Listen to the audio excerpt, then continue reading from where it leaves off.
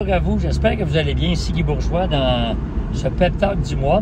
Quelqu'un me disait récemment que quand la personne m'écoute ou me regarde plutôt, j'ai l'impression que je m'adresse à elle, je suis dans ma voiture puis je m'adresse à elle. Ben, c'est un peu ça que je veux qu'il se passe aussi.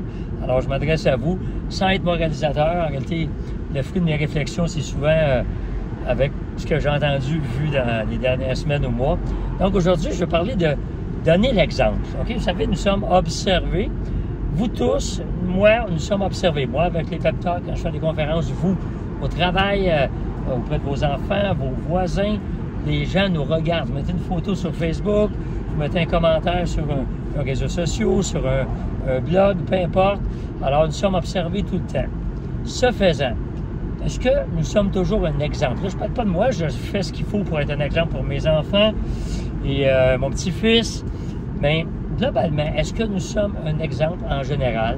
Est-ce qu'on fait des choses qu'on n'aimerait pas se faire faire? Vous savez, quand je vois des parents crier après des jeunes joueurs ou des arbitres dans un aréna ou dans un terrain de soccer, est-ce que ces gens-là qui le font avec la passion, je suis convaincu, sont déçus parce que le joueur a échappé le ballon, bien on perd.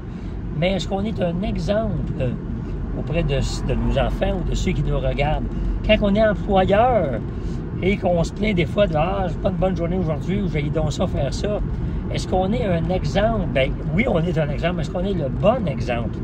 Dans n'importe quelle réaction, à partir du moment où on est en public ou avec d'autres, seul, on peut faire un peu ce qu'on veut, mais en réalité, c'est un peu question d'habitude aussi.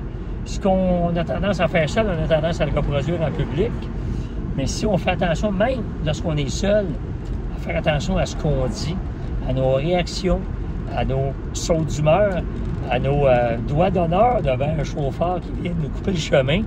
Si on fait attention à ça en privé, nous avec nous-mêmes, probablement qu'on va aussi faire attention à ça en public.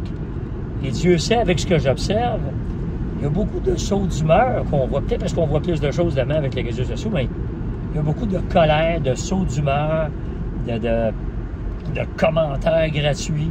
Vous savez, les commentaires, surtout les commentaires négatifs, c'est gratuit. Quand c'est gratuit, ça ne vaut pas grand-chose. Donc voilà, juste vous parler une petite réflexion que je me fais moi-même et que je vous partage. Est-ce qu'on est toujours conscient qu'on est un exemple pour nos proches, pour les gens qui gravitent autour de nous, peu importe le rôle que l'on a.